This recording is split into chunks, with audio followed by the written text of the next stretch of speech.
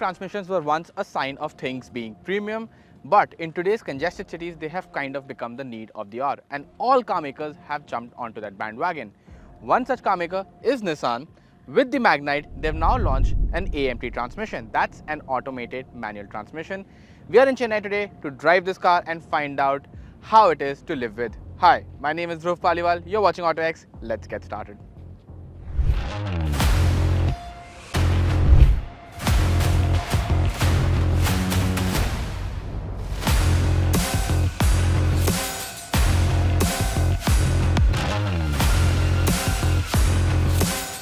Now before we hop into the driver's seat and find out how this Nissan Magnite Easy Shift is to drive, let's give you a look around the car and see what's changed.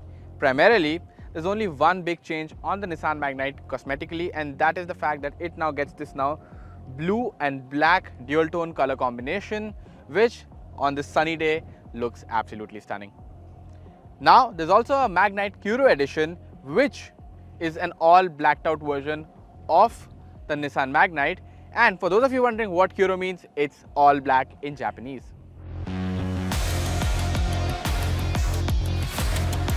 Now the Magnite, it came with two petrol engines from the start. One was a 1 litre naturally aspirated triple cylinder unit. The other one was a turbocharged version of the same engine.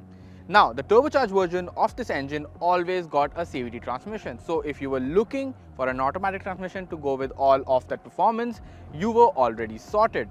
But Nissan is now also offering the convenience of an automatic transmission to its buyers who are looking at the less powerful 1 litre naturally aspirated engine, and that is where this Magnite comes in.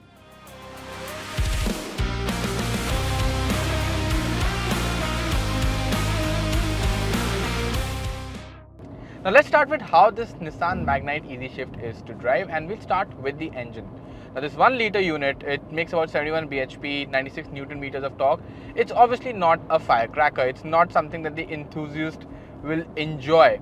But if you're someone who just likes to take it easy, if a car is not an object for you, if you're not looking to extract performance out of your car, then this engine does the job. The car does not feel underpowered at any place.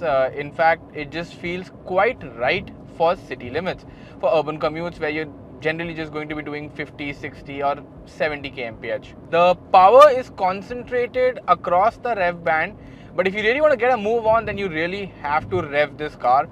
And that is where the problem comes, because post 3000, 3500 RPMs, the engine, it kind of tends to become a bit noisy. I'll just show you. So when you try and rev it,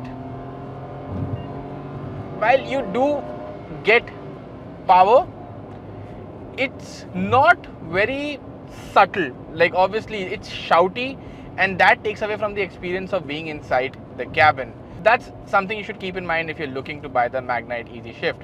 Now let's come to the transmission in this car, which is the biggest change, the AMT, the Easy Shift as Nissan is calling this. And first, the good stuff.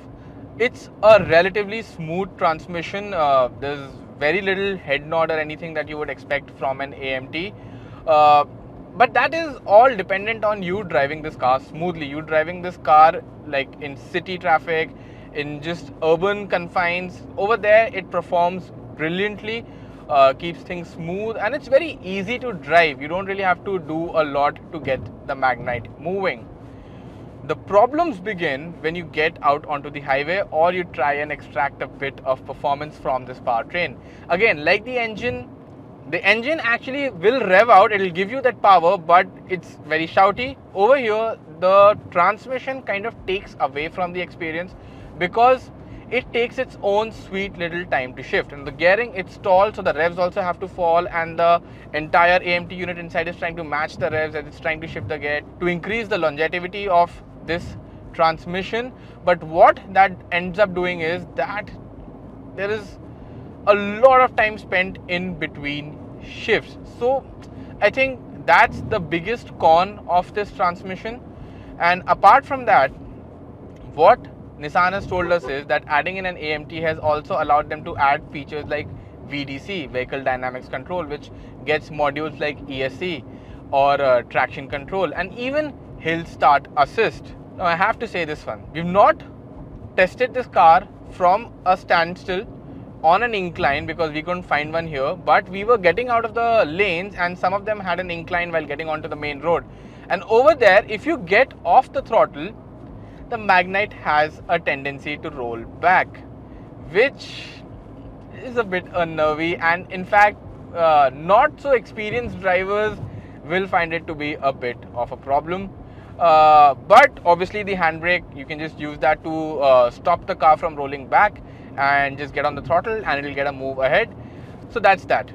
Now apart from that, not a lot has changed in the Magnite. The steering has a decent amount of heft to it. There's not a lot of feel over here going on, but you don't really want that in a car like this. It's easy to drive. The seating position, it's quite easy. The ride quality, now that is definitely a big plus. We've been driving on flat highways over here and the Magnite stays relatively stable. We were also shooting in a semi off-road location where there were a bit of bumps on the surface. You could just plow this car through that entire area and it took it very, very easily. Overall, I think the Magnite does well in terms of ease of use. I think the Magnite does well in terms of ease of convenience. It's also going to be relatively aggressively priced, at least that's what Nissan has told us. The prices are not out at this moment. We will pin a comment down in the comment section below once the prices are out. But what Nissan has told us is that they're trying to undercut all the other competitors present in the segment to offer an AMT at a price point which has not been available before. And to do that, they'll be offering the AMT on all the variants of the non-turbo petrol engine, which I think is a smart move because not a lot of people want the top end variant, but to get the automatic, they have to get to that variant. In this case, you'll be able to buy a lower variant of the Nissan Magnite and make use of the AMT as well. So that is definitely a plus. Where things go a little south overall is the fact that the refinement here in terms of the engine, in terms of the transmission is not up to the mark.